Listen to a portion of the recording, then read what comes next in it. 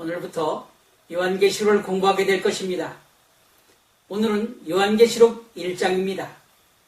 우리 그리스도인들은 미래에 일어날 사건들의 윤곽을 이해하고 말씀들이 성취된 것을 보면서 우리 마음속에 주의 말씀에 대한 확신을 가지고 믿음을 더욱 견고하게 하는 것이 예언의 목적이 되어야 합니다. 사람의 마음이 계시록 예언에 의하여 두려움을 느끼거나 사람들의 마음을 조급하게 하는 것은 예언의 목적이 될 수 없습니다. 요한계시록을 공부해보면 우리는 과거에 이미 성취된, 그리고 바로 우리 눈앞에서 성취되고 있는 사건과 앞으로 미래에 성취될 세계의 역사와 사건들을 통하여 하나님께서 이 세상에 대하여 가지고 계신 하나님의 섭리 안에서 계시와 예언을 볼 수 있게 될 것입니다. 사람들은 종말이 가까웠다라고 말하면 곧 주님이 오실 것처럼 착각을 합니다. 그래서 주님께서 곧 오신다, 재림이 가까웠다라고 긴박감을 느낍니다. 사랑하는 성도 여러분, 나이가 많은 분이든지 나이가 적은 분이든지 간에 죽음은 나이의 순서에 관계없이 찾아옵니다. 사람의 죽음은 바로 종말입니다. 누구든지 죽음을 준비해야만 하는 것입니다. 그러므로 요한계시록은 두려움의 메시지가 아니고 닫아두어야 할 봉합된 메시지가 아니라 우리를 향하신 비전과 소망의 메시지가 되는 것입니다. 요한계시록은 예수님의 재림과 하늘에 올라가게 될 사람들에게 초점이 맞춰져 있는 예언서입니다. 그러므로 이 세상에서 가장 유일한 소망은 예수 그리스도의 재림과 하늘 성소의 성도들이 들어가는 것이 아니겠습니까? 사람들은 흔히 말합니다. 계시록은 닫혀진 책이므로 이해할 수 없는 책이라고. 또 해석들이 각양각색이고 오해하기 쉬우므로 닫아두는 것이 좋다고 말입니다. 사랑하는 성도 여러분, 알고 있습니까? 사탄의 역사에 대해서. 사탄은 최초의 인간을 속임수로 타락시킨 자입니다.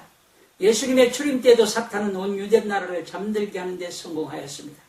그래서 유대인들은 사탄의 속임수에 속아 출임 예수를 인정하지 않고 십자가에 못 박아 죽였습니다.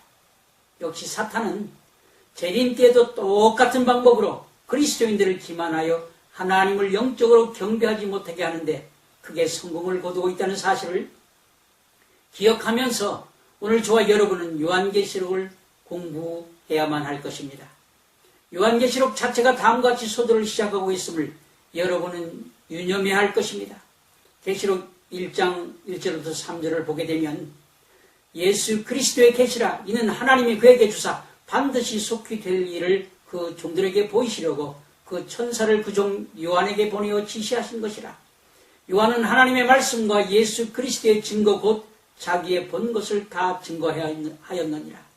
이 예언의 말씀을 읽는 자와 듣는 자들과 그 가운데 기록한 것을 지키는 자들이 복이 있나니 때가 가까움이라. 여러분에게 묻습니다.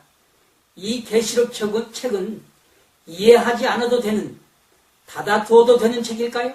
아니면 이 책은 그리스도인들이 꼭 이해해야만 하는 책일까요? 이 책은 그리스도인들이 꼭 이해해야만 하는 책입니다.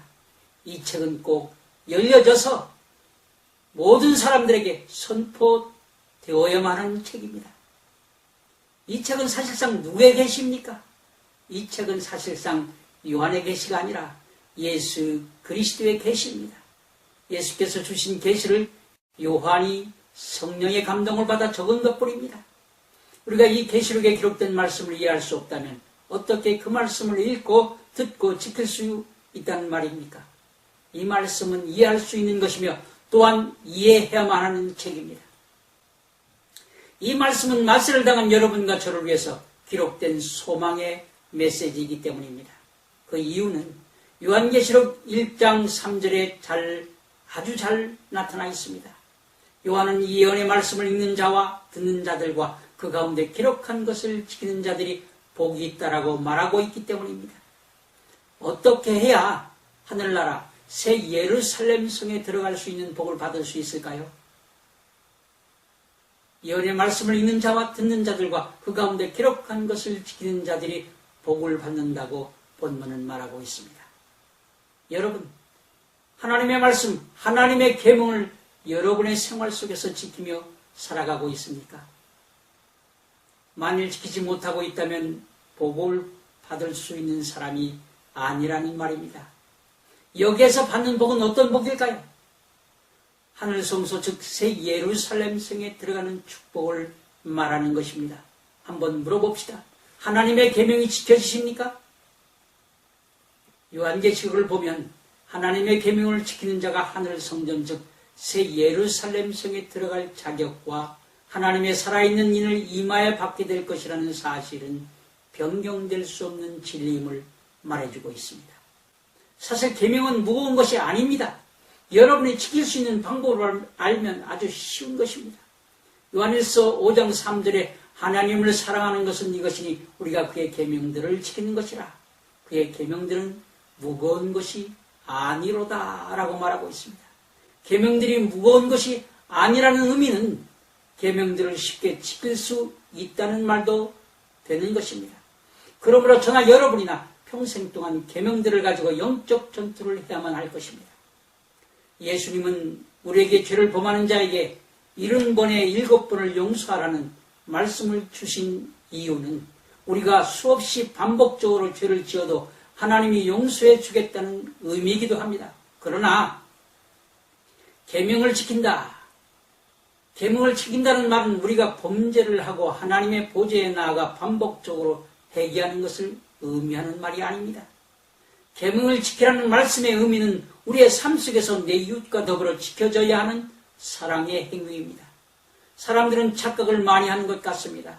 생활 속에서 내 이웃들과 살아가면서 짓는 죄는 기도를 통해 하나님에게 구하면 하나님으로부터 죄 용서함을 받았다고 착각을 합니다. 그리고는 반복적으로 죄를 짓고 회개하는 일이 당연한 것처럼 계속됩니다. 그리고 그 사람은 기도를 통해 하나님이 자기와 함께 하는 것으로 동행해 주는 것으로 착각을 합니다. 회개의 열매는 계명을 지키는 사랑의 행위로 나타날 때만, 즉 죄와 싸워 승리할 때만 하나님께서 나와 함께 하신다. 나와 동행하신다. 내가 하나님을 안다라고 말할 수 있는 것입니다. 시간 관계상 여기에서 하나님의 계명을 지키는 방법에 대해서는 말하지 않겠습니다. 자, 본문으로 돌아갑시다. 계시록을 주신 5단계를 본문을 가지고 살펴보기로 하겠습니다. 계시록 1장 1절부터 3절은 이렇게 말씀하고 있습니다. 하나님 아버지께서 예수께서 천사에게, 천사가 요한에게, 요한이 책에 기록하고 요한이 계시록을 7 교회들에게 전해줬던 것을 초대교회 성도들에게 전해지게 되었습니다. 그러므로 5단계를 거쳐 우리에게 전해진 것을 알 수 있습니다. 예수님께서 요한계시록을 계시와 상징으로 보여주셨습니다. 그러므로 먼저 계시록 1장 1절을 읽어봅시다. 예수 그리스도에 계시라. 이는 하나님이 그에게 주사 반드시 속히 될 일을 그 종들에게 보이시려고 그 천사를 그 종 요한에게 보내어 지시하신 것이라. 라는 구절 속에 나타나 있는 표현을 살펴보기를 원합니다. 계시록에 계시는 반드시 속히 될 일을 그 종들에게 보이시려고 주셨다고 합니다. 그 종들은 누구를 가리키는 말입니까? 사도 요한뿐만 아니라 예수 그리스도를 믿는 모든 사람들, 우리를 가리키는 말입니다. 만일 예수 그리스도를 믿는 모든 사람들이란 어떤 사람들일까요? 믿는 사람들이라는 의미 속에는 어린아이와 같은 믿음을 가진 사람들, 청년과 같은 믿음을 가진 사람들, 그리고 청년보다 더 성숙한 아베와 같은 믿음을 가진 그리스도인들을 가리킵니다. 하나님은 천사를 보내어 사도 요한에게 지시한 이유가 무엇입니까? 그 이유는 반드시 속히 될 일을 종들에게 보이시려고 지시하신 것이라고 말합니다. 사랑하는 성도 여러분, 그 종에게 보이시려고 라는 말의 의미는 영어로 to show입니다. to show는 글씨를 써서 주는 것이 아니라 마치 우리가 영화를 보는 것처럼 펼쳐서 그림처럼 보여주셨다는 의미입니다. 또한 천사를 보내어 지시하신 것이라는 뜻은 영어 성경 킹 제임스 버전에서 시그니파이로서, 즉 이것은 사인으로, 다시 말해서 상징적인 방법으로 알려주셨다는 말입니다. 하나님께서 왜 종들에게 상징으로 보여주었는지, 그 이유를 아래의 성경 말씀을 통해서 알아보기를 원합니다. 계시록 12장 16절과 17절 말씀을 통해서 상징적인 의미를 찾아보기로 하겠습니다. 땅이 여자를 도와 그 입을 벌려 용의 입에서 토한 강물을 삼키니 용이 여자에게 분노하여 돌아가서 그 여자의 남은 자손 곧 하나님의 계명을 지키며 예수의 증거를 가진 자들로 더불어 싸우려고 모래 위에 섰더라. 여기에서 땅은 나라를 가리키는 의미입니다. 그리고 여기에서 여자는 성도들 즉 무리들이 모이는 교회를 지칭하는 말이고 용은 사탄을 가리키고 그리고 여자의 남은 자손은 참 그리스도인들을 상징적으로 표현한 말들입니다. 여기서 여자의 남은 자손 즉 참된 그리스도인들은 어떤 사람들을 가리키는지 잠시 이야기를 하고 계시록 본문으로 돌아가겠습니다. 성경에서 말하는 남은 자손은 하나님의 계명을 지키며 예수의 증거를 가진 자들을 가리킵니다. 앞으로 마지막 때의 환난을 통과하여 하늘에 올라갈 하나님의 살아있는 이를 임하여 받게 될 사람들을 가리키는 말이기도 하죠. 하나님의 살아있는 이를 임하여 받게 될 자들이 누구라고요? 하나님의 계명을 지키는 사람들이고 예수의 증거를 가진 사람들입니다. 계시록 14장 4절과 5절에 이 사람은 첫째, 여자로 음료로 더불어 더럽히지 아니하고 정절이 있는 자라, 어린아이, 세 번째로 어린 양이 어디로 인도하든지 따라가는 자며 네 번째로 사람 가운데서 구속함을 받아 처음 익은 열매로 하나님과 어린 양에게 속한 자들이니라. 다섯 번째로 그 입에 거짓말이 없고 흠이 없는 자들이더라. 이 사람들이 어떤 사람들이라고 말할 수 있을까요? 그들은 어린 양의 혼인잔치에 참여하게 될 신부들입니다. 그 사람들은 그 입에 무엇이 없다고요? 거짓말이 없고 흠이 없는 자들이더라라고 말하고 있습니다. 자, 사랑하는 성도 여러분, 하나님이 왜 계시록을 상징적으로 기록한 이유가 무엇일까요? 하나님의 비밀은 아무나 깨달을 수 있는 것이 아니기 때문입니다. 하나님의 비밀은 거듭난 사람들만 깨달아 알 수 있는 것이기 때문에 상징적으로 말해놓은 것입니다. 누가복음 8장 10절에 보면 가라사대 하나님의 나라의 비밀을 아는 것이 너에게는 허락되었으나 다른 사람에게는 비유로 하였나니 보지 못하며 들어도 깨닫지 못하게 하려 함이니라. 예수님이 상징적으로 말씀하신 이유가 무엇일까요? 하나님의 비밀은 아무나 깨달아 알 수 있는 것이 아니기 때문입니다. 하나님의 비밀은 성령으로 거듭난 사람들만이 이해할 수 있는 것입니다. 그렇기 때문에 이 요한계시록은 성령으로 거듭나고 예수를 믿고 진리를 알고자 애쓰는 사람들만이 이해할 수 있도록 상징으로 기록되어 있는 책입니다. 만약 그렇지 않았다면 사람들이 아무나 자기 마음대로 읽고 해석할 것이 아니겠습니까? 그래서 하나님은 성경 속의 상징들과 예언들을 요한계시로 기록해 두었습니다. 군인들은 상대방 적군이 아군 지역에 침투하지 못하도록 자기 편을 보호하기 위해서 암호를 사용하는 것처럼 요한계시록도 상징을 사용하여 아무나 이해할 수 없도록 기록하여 놓은 책입니다. 또한 상징과 예언으로 기록된 또 다른 이유는 성경이 그리스도인들에게 전수되도록 보호하기 위해서 상징적으로 기록해 놓은 것입니다. 만약에 상징으로 기록하지 않고 실제로 기록해 놓았다면 해당되는 사람이나 해당되는 나라가 성경을 없애기 위해서 얼마나 노력했겠습니까?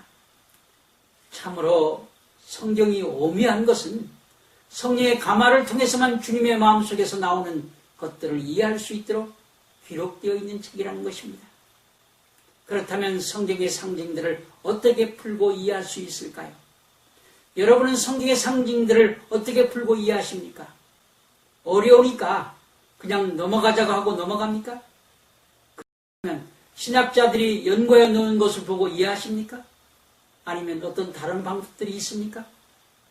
성경 말씀 속에는 상징들을 푸는 열쇠들이 감춰져 있습니다. 저도 갑자기 집에 열쇠를 잃어버리면 우리 집 식구들만 아는 곳에 감춰둔 열쇠를 찾아서 집에 들어가곤 합니다. 즉 우리 식구들만 아는 비밀 장소이죠. 그래서 저는 성경 말씀 속에 숨어있는 상징들을 풀 수 있는 열쇠들을 찾아내어서 모든 성경과 계시록을 이해하고 공부를 합니다.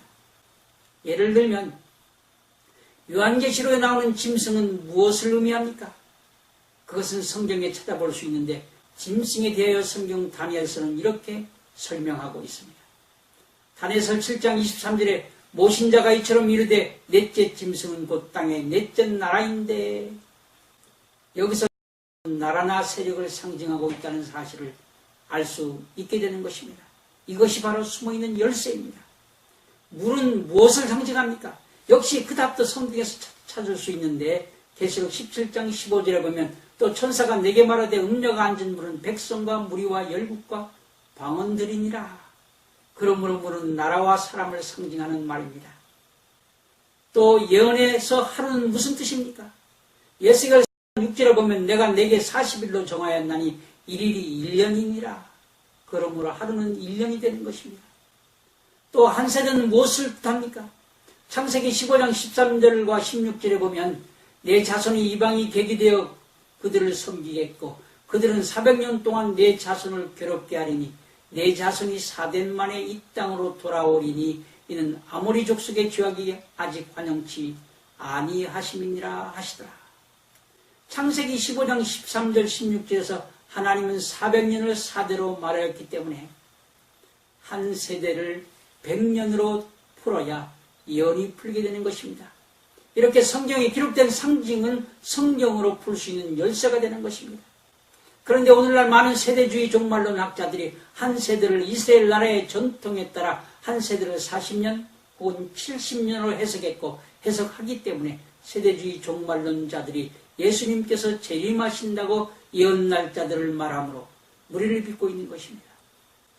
우리에게 예언을 주신 가장 큰 이유는 무엇입니까? 하나님께서 우리가 그것들이 성취되는 것을 보고 깊은 잠에서 깨어나 믿음을 갖도록 하기 위해서 예언들을 주신 것입니다. 사탄이 연막 전술을 펴서 계시록은 어렵다라고 느끼게 만들어 놓았습니다. 그래서 볼 필요가 없다. 이렇게 사람들을 잠들게 만들어 놓았습니다. 그래서 요한계시록을 연구하는 사람들을 아주 이상하게 생각합니다. 왜냐하면 종말론을 설교하는 사람들이 엉뚱한 이야기들을 너무 많이 해놓았기 때문입니다. 흰옷을 입고 제 이름을 기다린 이장님 목사 같은 사람들이 많이 있었기 때문입니다. 사탄이 이러한 사람들을 사용해서 엉뚱한 이야기를 하게 해서 그리스도인들이 요한계시록에 관심을 가지지 못하도록 깊은 잠을 자도록 연막전술을 펴놓았습니다. 베드로서 1장 19절을 보면 이렇게 쓰여 있습니다. 또 우리에게 더 확실한 예언이 있어 어두운 데 비치는 등불과 같으니 날이 새어 샛별이 너희 마음에 떠오르기까지 너희가 이것을 주의하는 것이 가하니라. 그러므로 우리는 이 예언서의 계시록을 우리 마음속에 샛별이 그리스도께서 떠오를 때까지 하나님의 오묘한 비밀이 떠오를 때까지 열심히 성령의 조명을 받아 성경을 읽으면서 공부하여 말씀을 대비하여 할 것입니다. 또한 계시록은 구약의 다니엘서와 다른 성경들을 참고하면서 연구해야만 하는 책입니다. 특별히 다니엘서는 구약의 예언서이자 다니엘서의 상징과 흐름들이 계시록에 많이 인용되어 있음을 유념해야 할 것입니다. 그리고 다른 성경들도 계시록에 관한 사건들을 인용하고 있음을 간과해서는 안 될 것입니다. 자, 계시록 1장 본문으로 들어가 봅시다. 위에서 계시록 1장 1절부터 3절은 공부했기 때문에 지금 계시록 1장 1절부터 4절부터 8절을 봉독해 드리겠습니다. 요한은 아시아에 있는 7 교회에 편지하노니 이제도 계시고 전에도 계셨고 장차 오실 이시며 그의 보좌 앞에 있는 7 영과 또 충성된 증인으로 죽은 자들 가운데서 땅의 임금들의 머리가 되신 예수 그리스도로 말미암아 은혜와 평강이 너에게 있기를 원하노라. 우리를 사랑하사 그의 피로 우리 죄에서 우리를 해방하시고 그의 아버지 하나님을 위하여 우리를 나라와 제사장으로 삼으신 그에게 영광과 능력이 세세토록 있기를 원하노라. 아멘. 볼지어다 그가 구름을 타고 오시리라. 각 사람의 눈이 그를 보겠고 그를 찌른 자들도 볼 것이요 땅에 있는 모든 족속이 그로 말미암아 애곡하리니 그리 그러하리라. 아멘. 주 하나님이 이르시되 나는 알파와 오메가라. 이제도 있고 전에도 있었고 장차 올 자요 전능한 자라 하시더라. 이 예언서 요한계시록에는 요한이 소아시아 지방에 있던 일곱 교회들에게 보내면서 하나님 아버지와 예수 그리스도와 성령의 이름으로 문안하고 있는 것을 알 수 있습니다. 요한이 기록한 하나님에 대한 표현들을 한번 살펴봅시다. 이제도 계시고 전에도 계시고 장차 오실리. 요한은 이제도 계시고 전에도 계시고 장차 오실이라는 표현을 썼습니다.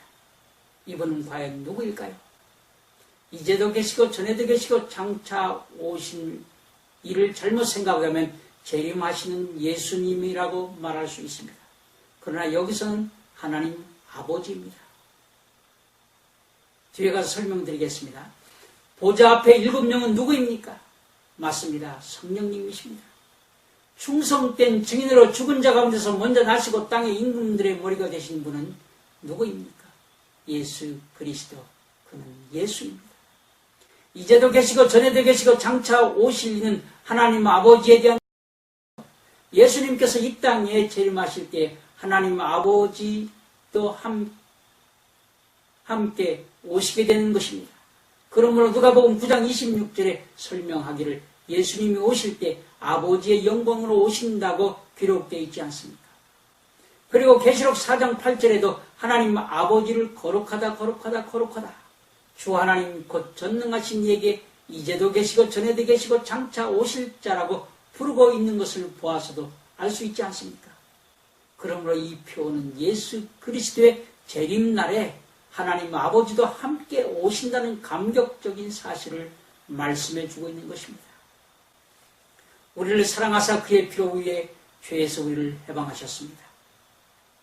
사랑하는 성도 여러분, 누가 우리의 죄를 용서해 주셨습니까? 예수님께서 예수님의 피로 우리의 죄를 용서해 주셨습니다. 그리고 우리를 죄로부터 자유하게 해방시켜 주셨습니다. 사랑하는 성도 여러분, 예수님의 뜻이 무엇입니까? 예수의 뜻은 자기 백성을 저들의 죄에서 구원하실 자라는 뜻입니다. 여러분은 예수님을 잘 알고 있습니까? 여러분이 예수님을 알아가는 방법으로서 죄로부터 육신의 자로부터 죄의 권세와 정욕으로부터 해방시켜 주시고 구원하여 주셨다고 일반적으로 배워서 아는 것 말고, 그리고 일방적으로 뭐뭐를 해결해 주면, 뭐뭐를 축복해 주시면 하나님을 더 열심히 섬기겠습니다, 복 달라고 빌면서 기도해서 복 받는 것 말고, 예수 그리스도와 함께 동행하면서 예수님께 어떻게 하면 우리가 거룩한 삶을 살 수 있는지, 어떻게 하면 정결한 삶을 살 수 있는지 질문하고 요구할 때 예수님은 여러분의 정결한 삶을 통해서 행위의 열매를 맺을 수 있도록 계명들을 가르쳐주고 질문에 대해서 응답해 주시는 예수님을 개인적으로 그리고 인격적으로 만나서 알고 있는가? 저는 여러분에게 묻고 있는 것입니다. 배워서 아는 것 말고 얼마든지 배워서 그리고 암기해서 알 수 있습니다. 그러나 내가 계명을 지킴으로 정결케 된 삶, 내가 죄를 범하려 하는 순간에 주님의 보좌 앞에 나가서 하나님 사탄이 나를 넘어뜨리기 위해서 나의 여자를 생각하게 합니다. 남의 남자를 이 사탄의 생각을 주님 당신의 능력으로 물리쳐주세요 하고 주님께 요구했을 때 주님께서 성령의 능력을 주시어 물리쳐 주셨다면 그 경험을 통해서 내가 정결함을 유지하게 되었을 때 하나님을 안다라고 말할 수 있는 것입니다. 하나님을 볼 수 있는 사람은 정결한 사람이어야만 합니다. 정결하지 않고는 하나님을 배울 수가 없습니다. 여러분은 예수가 내 안에, 내가 예수 안에 있음을 확신하십니까? 위에서 언급한 것처럼 잘못하고 반복적으로 회개하는 것 말고 하나님의 계명을 가지고 우리가 그리스도 안에서 형제들에게 사랑의 계명을 지키며 자기를 정결하게 만들고 있는가? 저는 여러분에게 질문하는 것입니다. 성령으로 충만한 삶, 거룩한 삶, 하나님의 계명을 지키며 죄에서 해방된 삶은 계명들을 지키는 행위를 통해서 형제를 사랑하는 열매로 나타나야 합니다. 사랑하는 성도 여러분, 나는 누구입니까? 여러분은 어떤 존재입니까? 나는 죄를 범하고 계속적으로 그리고 반복적으로 죄를 해결하는 사람은 아닙니까? 혹시 자기의 의로 하나님의 일을 남을 도와주는 선한 행위를 하고서 하나님의 일을 했다고 착각하는 사람은 아닙니까? 성경은 믿음도 어린아이, 청년, 아비의 세 가지 단계가 있다고 말합니다. 반복적으로 죄를 해결하는 믿음은 세 가지 중에 어느 믿음에 속할까요? 반복적으로 죄를 해결하는 믿음은 어린아이의 수준밖에 되지 않는 믿음입니다. 어린아이는 엄마가 주는 젖만 먹을 수 있습니다. 자기가 일어나서 걸어서 밥상에 앉아서 밥을 먹을 수가 없습니다. 여러분, 여러분의 죄를 깨끗하게 씻어주고 죄로부터 해방시켜주신 예수 그리스도를 날마다 바라보며 그분과 함께 동행하며 죄와 싸워 승리하는 삶을 살고 있습니까? 하나님은 우리가 죄와 편리까지 싸워 승리한 경험을 하고 있는 그리스도의 군사들이 되기를 원합니다. 왜냐하면 사탄의 세력이 여자의 남은 자손 곧 하나님의 계명을 지키며 예수의 증거를 가진 자들로 더불어 싸우려고 모래 위에 서 있다고 말하고 있기 때문입니다. 마지막 때에 사탄과 싸울 수 있는 자는 누구입니까? 여자의 남은 자손인데 그들은 하나님의 계명을 지키며 예수의 증거를 가진 자들이라고 분명히 말하고 있다는 사실을 우리는 알아야 합니다. 히브리서 9장 14절에는 하물며 영원하신 성령으로 말미암아 흠없는 자기를 하나님께 드린 그리스도의 피가 어찌 너희 양심으로 죽은 행실에서 깨끗하게 하고 살아계신 하나님을 섬기게 못하겠느냐. 여러분, 우리가 예수님의 피로 우리의 양심을 씻는 과정은 곧 그리스도 안의 형제들과 함께 살아가면서 하나님의 계명을 지키는 행위를 통해서 나타나는 사랑의 열매가 바로 예수님의 피로 양심을 씻는 과정이고 하나님의 계명을 지키는 과정입니다. 이 과정을 통해서 우리는 주님을 알아가는 것입니다. 그리고 성화해 가는 과정입니다. 아셨습니까? 본문 6절에 우리를 나라와 제사장을 삼으셨다고 말합니다. 나라를 삼으신다는 의미는 무엇입니까? 하나님을 믿는 자들은 천국 시민이요 하나님의 나라이며 왕국입니다. 바로 내가 나라입니다. 내가 하나님의 왕국입니다. 그리고 하나님께서 그들의 생애를 다스리는 왕이십니다. 주님을 구주로 받아들일 때 동시에 하나님을 내 주인, 왕으로 영접하는 것입니다. 많은 사람들이 주님을 왕으로 받지 않았기 때문에 자기 마음대로 살아가고 있는 것입니다. 우리가 용서받은 것은 예수 그리스도의 말씀을 순종하며 정직하게 행하고 그리고 정결한 삶을 살도록 부름을 받은 것입니다. 여러분, 하나님께서 여러분의 마음과 생활을 주장하시도록 허용하시고 있습니까? 또 하늘왕국, 하늘나라에 들어가는 데는 법이 있다는 것을 여러분 알고 있습니까? 그것이 무엇일까요? 그것은 곧 우리를 정결케 해주는 하나님의 법, 성경 말씀입니다. 하나님의 말씀대로 살지 않으면 아무리 철학적인 좋은 말이라도 아무리 옳은 말이라 할지라도 하나님의 말씀과 비교해서 잘못되어 있으면 그것은 진리가 아닌 것입니다. 목에 칼이 들어와도 인정해서는 안 되는 것입니다. 나와 형제들 사이에 이익관계를 딜할 때에 하나님의 말씀과 관계없는 것이라면 내가 많이 가질 수도 있고 적게 가질 수도 있습니다. 타협할 수도 있습니다. 그리고 손해를 볼 수도 있습니다. 또 형제보다 더 이익을 가질 수도 있습니다. 그러나 하나님의 말씀에 저촉된 일이라면 타협해서도 안 되고 인정해서도 안 됩니다. 죽음을 불사하고라도 지켜야 하는 것이 맞습니다. 이게 바로 하나님의 계명을 지키는 자의 자세입니다. 이렇게 할 때 하나님의 말씀을 지키며 사는 경험을 하게 되는 것입니다. 그러므로 그리스도의 생애는 민주주의가 아닙니다. 오로지 예수께서 하나님의 말씀으로 다스리는 왕국인 것입니다. 예수님께서 주인이 되셔서 다스리는 나라인 것입니다. 사람들은 생각합니다. 열심히 봉사하고 열심히 전도하고 열심히 하나님을 섬기려는 행위를 통해서 믿음 생활을 하고 있다고 생각을 합니다. 그런데 성경은 그렇게 말하고 있지 않습니다. 많은 사람의 한 무리가 예수님을 따라와서 질문합니다. 우리가 어떻게 하여 하나님 일을 할 수 있습니까? 요한복음 6장 28절과 29절 다 같이 성경을 가지고 찾아봅시다. 저희가 묻되 우리가 어떻게 하여야 하나님의 일을 하오리까? 예수께서 대답하여 가라사대 하나님의 보내신 자를 믿는 것이 하나님의 일이니라 하시니, 하나님의 일은 무엇이라고요?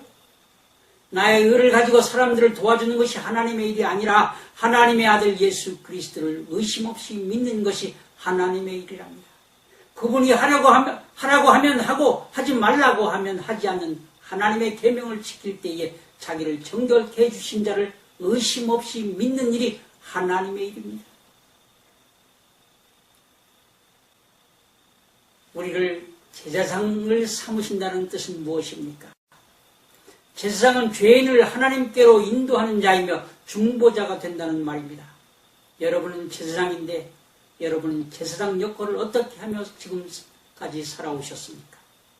로마서 15장 16절에는 이 은혜는 곧 나로 이방인을 위하여 그리스도 예수의 일꾼이 되어 하나님의 복음의 제사장 직무를 하게 하사 이방인을 제물로 드리는 그것이 성령 안에서 거룩하게 되어 받으심직하게 하려 하심이라. 우리는 믿지 않는 사람들과 믿음이 없는 사람들을 전도하여 예수 믿게 해서 그들을 제물로 드려 예수께 인도하는 제사장들인 것입니다. 자, 본문 8절로 돌아갑시다. 주 하나님이 이르시되 나는 알파와 오메가라. 이제도 있고 전에도 있었고 장차 올자라고 올자여 전능자라 하시더라. 여러분 중에 알파와 오메가의 의미를 알고 계신 분이 있습니까? 알파와 오메가는 헬라어의 처음과 마지막 알파벳입니다. 즉 예수님은 우리 생애의 처음과 나중이시라는 말입니다. 시작도 예수님이요 끝도 예수님으로 끝나는 것입니다. 예수가 우리의 전부입니다. 자, 우리 다 같이 patmos섬에 있는 사도 요한의 상황을 살펴보기로 하겠습니다. 계시록 1장 9절과 10절을 보면 나 요한은 너희 형제의 예수의 환난과 나라와 참음에 동참하는 자라. 하나님의 말씀과 예수를 증언하였으므로 말미암아 patmos라 하는 섬에 있었더니 주의 날에 내가 성령에 감동하여 내 뒤에서 나는 나팔소리 같은 큰 음성을 들으니라고 말합니다. 요한은 자신의 처지와 계시를 받는 상황을 소개하고 있습니다. 하나님의 말씀과 예수의 증거를 인하여 patmos섬에서 환난을 받고 있는 요한, 예수님을 증거하다가 잡혀서 사면이 바다로 막힌 쓸쓸한 patmos섬에서 포로가 되어 있는 요한을 예수님은 잊지 않으시고 찾아가셨습니다. 초대교회 전승에 의하면 마귀는 요한을 죽이기 위해서 로마의 도미티아누스 황제를 이용하여 끓는 기름 가마솥에 쳐넣었습니다. 그러나 그는 죽지 않았습니다. 요한이 아직도 할 일이 남아있었기 때문에 하나님은 그를 보호해 주셨습니다. 저는 가끔 생각을 합니다. 우리가 할 일이 남아있을 때는 우리가 죽지 않는다는 것입니다. 하나님 우리에게 맡기신 일이 남아있는 한 우리를 주님께서 보여주실 것입니다. 요한은 성령에 감동되어 계시를 통해 하늘 성소가 열리며 교회를 돌보고 계시는 예수님을 보았습니다. 7 금초대 사이에서 오른손에 7뼈를 가지시고 입에서 좌우에 날선금을 가지시고 해처럼 빛나는 모습을 볼 수 있었습니다. 계시록 1장 11절부터 20절을 우리 다 같이 읽어보기로 하겠습니다. 이르되 내가 본 것을 두루마리에 써서 예베소, 소마나, 버가모, 두아디라, 사데, 빌라델피아, 라오디게아 등 7 교회에 보내라 하시기로 몸을 돌이켜 나에게 말한 음성을 알아보려고 돌이킬 때 7 금촛대를 보았는데 촛대 사이에 인자 같은 이가 발에 끌리는 옷을 입고 가슴에 금띠를 띠고 그의 머리와 털의 희기가 양털 같고 눈 같으며 그의 눈은 불꽃 같고 그의 발은 풀무불에 달려온 빛난 주석 같고 그의 음성은 많은 물소리 같으며 그의 오른손에 7뼈이 있고 그 입에서 좌우에 날선검이 나오고 그 얼굴은 해같이 힘있게 비치는 것 같더라. 내 앞에 엎드려 저 죽은 자 같이 되매 그가 오른손을 내게 얹고 이르시되 두려워하지 말라. 나는 처음이요 마지막이니 곧 살아있는 자라. 내가 전에 죽었었노라. 볼지어다 이제 세세토록 살아있어 사망과 음부의 열쇠를 가졌노니 그러므로 내가 본 것과 지금 있는 일과 장차 될 일을 기록하라. 내가 본 것은 내 오른손에 7뼈의 비밀과 또 7 금초대라. 7뼈는 7 교회의 사자요 7 촛대는 7 교회니라. 우리는 첫 번째 계시에 나타난 성소를 볼 수 있습니다. 위에 성경절을 읽어보면 요한이 본 장면이 어떤 것인지 알게 됩니다. 그가 계시에서 무엇을 보았습니까? 요한은 계시 가운데 하늘에 있는 성소를 보았습니다. 그리고 하늘에 있는 성소의 7 금초대 사이를 왔다 갔다 하시는 예수님을 보았습니다. 요한계시록은 성소를 중심으로 기록된 책이라는 것을 알 수 있지 않습니까? 1장은 하늘 성소에 계신 예수님으로 시작되어 중간에 가끔 하늘 성전이 열리는 장면들이 연속되어집니다. 계시록 11장 19절에는 이에 하늘에 있는 하나님의 성전이 열리니 성전 안에 하나님의 언약궤가 보이며 또 번개와 음성들과 뇌성과 지진과 큰 우박이 있더라는 성전의 장면이 나옵니다. 또 계시록 21장 22절에도 성 안의 성전을 내가 보지 못하였으니 이는 주 하나님 곧 전능하신 이와 및 어린 양이 그 성전이심이라. 이 계시록 책이 성전을 중심으로 엮어져 있다는 사실을 알려주고 있는 것입니다. 구약 성경에 등장하는 성소는 하나님께서 모세에게 지으라고 특별하게 명령하신 것입니다. 성소는 하나님께서 인류의 죄를 어떻게 다루시며 어떻게 해결하시는지를 보여주시는 청사진이기도 합니다. 히브리서 8장 5절에는 저희가 섬기는 것은 하늘에 있는 것의 모형과 그림자라. 모세가 장막을 지으려 할 때에 지시하심을 얻음과 같으니 가라사대 삼가 모든 것을 산에서 내게 보이던 본을 쫓아 지으라 하셨느니라. 지상 성소는 하늘 성소의 모형입니다. 이 성소 제도는 하나님의 구원의 방법과 계획을 보여주는 것인데 이것은 하나님께서 어떻게 죄를 용서하시며 우리가 어떻게 회개하며 또 어떻게 죄가 영원히 없어지게 되는지 또 어떻게 그리스도인들이 힘을 얻어 승리의 생활을 하면서 살 수 있는지 어떻게 심판을 하시는지에 대하여 보여주고 있는 것입니다. 성소에는 세 구역이 있습니다. 제일 먼저 양을 잡아 제사하는 성소들이 있고 그 다음에 첫째 칸이라고 불리우는 성소가 있고 그 다음은 둘째 칸이라고 불리우는 지성소가 있습니다. 성소들은 예수께서 이 땅에 오셔서 인류의 죄를 위하여 갈보리 십자가에 돌아가신 사역을 설명하며 성소는 예수께서 부활하시고 승천하신 후 하늘 성소와 땅에 있는 성소 즉 교회 안에서 하신 중보 사역을 설명합니다. 그리고 구약의 지성소는 마지막으로 하나님이 정결케 된 대제사장을 만나주시는 곳이며 하나님이 임재하시는 곳으로 죄나 어둠은 존재할 수 없는 거룩한 곳입니다. 그러나 신약에 와서는 예수님이 십자가 위에서 피 흘리시고 돌아가시면서 성소와 지성소를 가로막고 있는 휘장을 찢으시고 성소와 지성소를 하나로 만드셨습니다. 대제사장만 들어가서 하나님을 대면하여 만날 수 있었던 것을 지금은 누구든지 예수 그리스도를 구주로 믿는 하나님의 백성들은 하나님을 만날 수 있도록 허락하셨습니다. 계시록 1장에 나타난 첫 번째 계시에는 예수께서 하늘 성소에서 7 금초대 사이를 다니시는 모습이 나옵니다. 다시 말하자면 예수께서 이 땅에서 성소들의 사역 즉 인류의 죄를 속하시기 위하여 십자가에 돌아가시는 일을 이루시고 나서 승천하시 하늘 성소에 들어가시어 중보 사역을 시작하고 계시는 시점에 요한이 계시를 보게 된 것입니다. 성소 안의 금초대 속에는 감람나무 기름 곧 올리브 기름이 있어서 촛불을 타오르게 했습니다. 기름은 성령을 상징합니다. 그 기름 때문에 촛대가 빛을 내는 것입니다. 우리가 섬기는 교회에 성령의 기름 부음이 없고 성령의 역사가 없다면 그 교회는 죽은 교회입니다.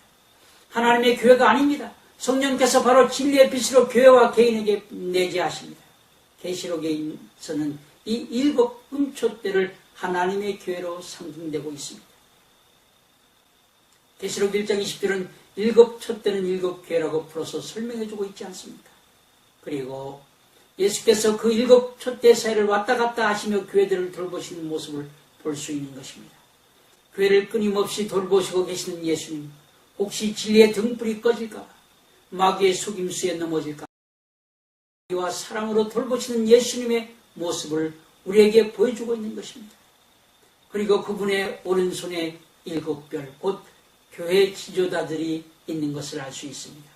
교회뿐만 아니라 진실된 교회 지도자들도 예수께서 오른손으로 보호하시고 있다는 사실을 보여주고 있습니다. 예수님께서는 마태복음 28장 20절에 이렇게 약속하셨습니다. 내가 너에게 분부한 모든 것을 가르쳐 지키게 하라. 볼지어다 내가 세상 끝날까지 너희와 항상 함께 있으리라. 이처럼 예수께서 우리 각 개인들을 가르쳐 주시고 교회를 돌보시며 항상 함께 하시겠다고 약속하셨습니다. 사랑하는 성도 여러분, 예수님께서는 어디 계실까요? 예수님께서 계신 현 주소가 어디입니까? 그분께서는 지금 교회 성전과 참 그리스도의 개인 성전 속에 거하십니다. 하늘 성전에서뿐만 아니라 지상의 교회 성전을 통해서 항상 우리를 돌보시며 우리를 중보하고 계십니다. 우리 그리스도인들에게는 우리를 항상 돌보시는 예수님께서 계신 것을 감사하여야 할 것입니다. 이제 곧 멀지 않은 시간에 개인과 교회를 돌보시기 위해 늦은 비를 베풀어 주신 후 성령의 은혜의 시간이 멈추게 될 것입니다. 그때는 아무도 알 수 없습니다. 그때는 아무도 알 수 없는 것입니다. 주님이 백마를 타고 심판주로 이 땅에 오셔서 입에서 나오는 이 한검으로 하나님의 말씀으로 수수를 심판하실 것입니다. 그래서 예수님께서 제자들을 향하여 내가 너에게 분부한 모든 것을 하나님의 백성과 교회들에게 주님의 사랑의 계명을 가지고 가르치라고 명령하신 것입니다. 내가 너에게 분부한 모든 것을 무슨 의미입니까? 하나님께서 모세에게 주신 구약의 계명, 10계명들입니까? 의문에 속한 구약의 계명들이 아니라 그리스도 예수께서 십자가에서 다 이루었다 하시고 완성하신 사랑의 계명들입니다. 그렇다고 해서 하나님께서 10계명을 폐하셨다고 하는 말은 아닙니다. 예수님이 사랑의 계명으로 완성하셨다는 말입니다. 모든 계명을 사랑의 계명으로 묶어버리셨습니다. 마태복음 22장 37, 40절에 예수께서 가라사대 내 마음을 다하고 목숨을 다하고 뜻을 다하여 주 너희 하나님을 사랑하라 하셨으니 이것이 크고 첫째 되는 계명이요 둘째는 그와 같으니 내 이웃을 내 몸과 같이 사랑하라 하셨으니 이 두 계명이 온 율법과 선지자의 강령이니라 라고 말씀하셨습니다. 사랑하는 성도 여러분, 새 예루살렘 성전에 들어갈 자격이 있는 사람이 어떤 사람인 줄 아십니까? 교회에 나와서 열심히 봉사하는 사람이 아니라 사탄과 싸워 승리한 사람들입니다. 자기를 정결케 하는 사람들입니다. 그렇다고 해서 봉사를 하지 말라는 말은 아닙니다. 사탄과 승리하는 사람, 영적 싸움에서 승리한 사람은 마음에서 우러난 사랑으로 교회를 봉사하라고 하지 말라고 해도 스스로 봉사를 잘하는 사람이 되는 것입니다. 요한계시록 10장 17절에 용이 여자에게 분노에 돌아가서 그 여자의 남은 자손 곧 하나님의 계명을 지키며 예수의 증거를 가진 자들로 더불어 싸우려고 바닷모래 위에 섰더라. 사랑하는 성도 여러분, 사탄과 싸울 수 있는 자는 어떤 사람일까요? 그리스도 안의 형제들을 주님의 심장으로 사랑하기 위해서 하나님의 계명을 지킴으로 얻게 되는 예수의 증거를 가진 자들입니다. 요한계시록 14장 12절에 성도들의 인내가 여기 있나니 저희는 하나님의 계명과 예수의 믿음을 지키는 자입니다. 왜 하나님의 계명과 예수 믿음을 지키는 자들이 인내할까요? 참 하나님의 백성이 장래에 있게 될 개국 이래로 없었던 환난으로 인한 핍박을 받게 될 것이기 때문입니다. 하나님의 백성들이 되려면 끝까지 인내하며 짐승의 표를 받지 않고 고난과 핍박을 참고 인내할 수 있는 사람은 오직 하나님의 계명과 예수 믿음을 지키는 자들이라고 성경은 분명히 말해주고 있습니다. 사랑하는 성도 여러분, 성령을 받지 않은 분은 성령을 받으십시오. 구하는 자에게 성령을 주시겠다고 예수님께서 약속하셨습니다. 은혜의 시간이 얼마 남지 않았습니다. 은혜의 시간을 하나님이 거둬가시면 성령을 받고 싶어도 받을 수가 없습니다. 성령을 받으신 분은 성령의 인도함을 받도록 하십시오. 성령의 인도함을 받는 사람을 가리켜 사도 바울은 로마서 8장 14절에서 이렇게 말합니다. 무릇 하나님의 영으로 인도함을 받는 그들은 곧 하나님의 아들이라고 말씀하셨습니다. 역으로 성령으로 인도함을 받지 못하는 그리스도인들은 할 수 없다는 말도 되는 것입니다.